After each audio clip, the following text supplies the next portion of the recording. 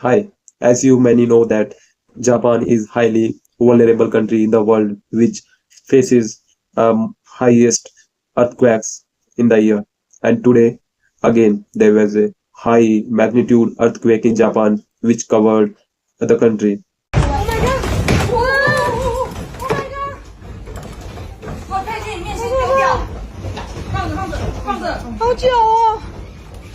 喂，放地上。好可怕，好可怕！下烂呢！那我是不是要回去啊？你不要走，你现在不要移动。对啊，你不用走啊。哦，我要坐怎么那么久啊？哦，那在那个温泉的人怎么办？对啊，好久哦。